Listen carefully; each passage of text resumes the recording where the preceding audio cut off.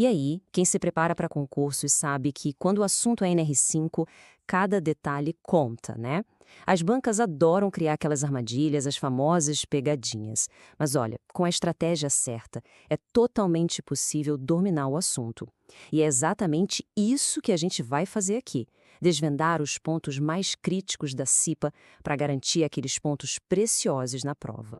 A pergunta que não quer calar é essa: como é que se transforma a insegurança em confiança total na hora de marcar o X? A resposta é simples: focar nos tópicos que mais caem e, principalmente, entender a lógica por trás das questões. E é esse o nosso plano hoje. Vamos nessa? Muito bem, esse aqui é o nosso roteiro para gabaritar a NR5. A gente vai passar pelos fundamentos da CIPA, decifrar a composição dela, entender as regras de mandato e estabilidade, que, olha, sempre caem. Vamos detalhar o processo de eleição e, para fechar, dominar as atribuições. É ali que as bancas mais testam atenção aos detalhes. Vamos começar pelo básico, mas aquele básico que é fundamental. Entender o propósito da CIPA é o primeiríssimo passo para conseguir interpretar corretamente qualquer questão que apareça pela frente. Ok, vamos lá. O nome já entrega quase tudo. Comissão Interna de Prevenção de Acidentes e, atenção para essa atualização importante, de assédio. O objetivo final é bem direto ao ponto: garantir um ambiente de trabalho que seja seguro e saudável. É bom guardar essa missão na cabeça, porque ela ajuda a gente a entender o porquê de cada regra que veremos a seguir. Agora sim, entramos num campo minado de pegadinhas. A forma como a CIPA é montada e como os líderes são escolhidos é um prato cheio para as bancas de concurso. Então, foco total aqui, hein? Vamos pegar um exemplo real, uma questão da Sebrasp. A afirmação parece bem simples, né? Mas será que tem algum detalhe escondido aí? A CIPA é formada por esses dois grupos mesmo? Para ter certeza, a gente precisa analisar a estrutura. E aqui está a chave de tudo. A CIPA é paritária, ou seja, tem dois lados com o mesmo número de gente. De um lado, aqueles que o empregador simplesmente aponta, ou seja, designa. Do outro lado, aqueles que são eleitos democraticamente pelos próprios funcionários com voto secreto. Percebe? São dois processos de escolha totalmente diferentes. Agora, olha que interessante a distribuição dos cargos de liderança. O presidente sempre vem do lado do empregador. É uma escolha direta da empresa. Já o vice-presidente é escolhido pelos representantes eleitos dos empregados. E tem um detalhe crucial aqui: ele é escolhido somente entre os membros titulares. Com essa estrutura em mente, fica fácil saber que a resposta para aquela questão anterior é correta. A CIPA é, de fato, composta por representantes da organização e dos empregados. Beleza, a composição já está clara. Agora vamos ver como isso funciona no tempo. Prazos, permissões, proteções, as bancas adoram cobrar esses números e as regras de estabilidade. Memorizar esses pontos é um passo gigante para aprovação.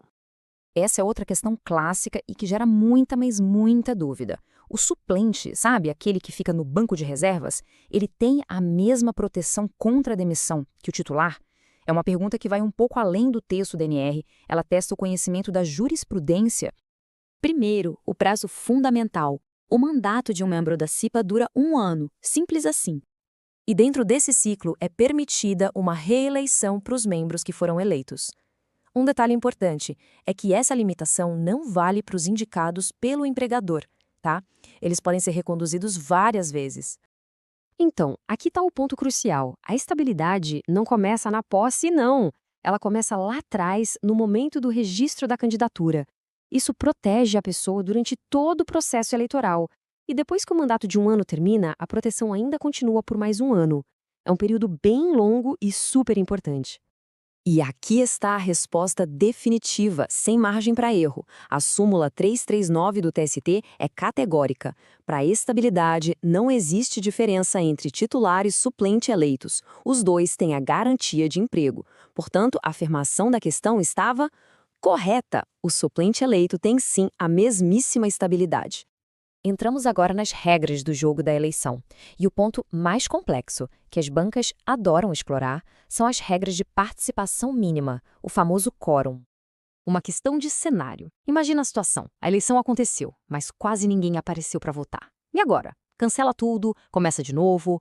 A norma tem um procedimento bem específico para isso.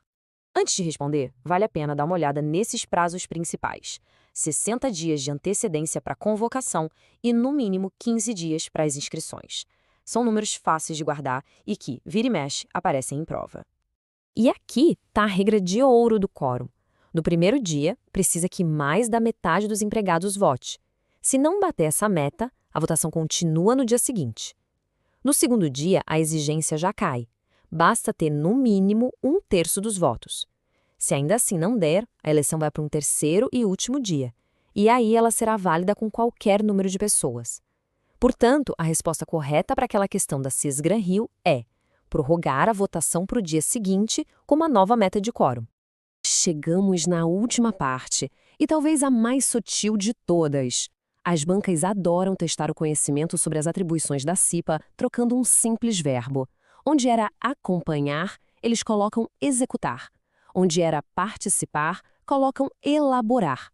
É um jogo de palavras e é preciso ter o olho treinado. Olhem bem para o verbo executar. A CIPA executa o plano ou o papel dela é outro? Essa é a pegadinha mais clássica quando o assunto é atribuições. Reparem só nos verbos de ação da CIPA. Ela acompanha, registra, elabora, participa, promove. O papel da CIPA é muito mais de vigilância, de propor e colaborar, do que de execução direta. A execução, geralmente, é responsabilidade da própria organização, do empregador. E aqui, o próprio texto da norma mata a charada. A CIPA deve elaborar e acompanhar o plano de trabalho, e não executar. A execução das medidas é dever da empresa. Logo, a afirmação daquela questão está incorreta. Uma única palavrinha mudou todo o sentido. Então, vamos recapitular rapidinho os pontos que garantem o acerto. Primeiro, a CIPA tem 2 lados, um indicado e outro eleito. Segundo, estabilidade para suplente eleito? Sim, com certeza. Terceiro, eleição deu pouca gente? Prorroga por até mais 2 dias com o quórum diminuindo. E quarto, muito cuidado com os verbos. O papel da CIPA é de fiscalização e proposição, não de execução. E fica aqui a reflexão final. Com esse conhecimento todo estruturado, o próximo passo é a prática. É ler as questões com um olhar crítico, sempre caçando esses detalhes. A ideia é se antecipar, pensar como a banca pensa, para não cair mais nessas armadilhas. Bons estudos e até a próxima!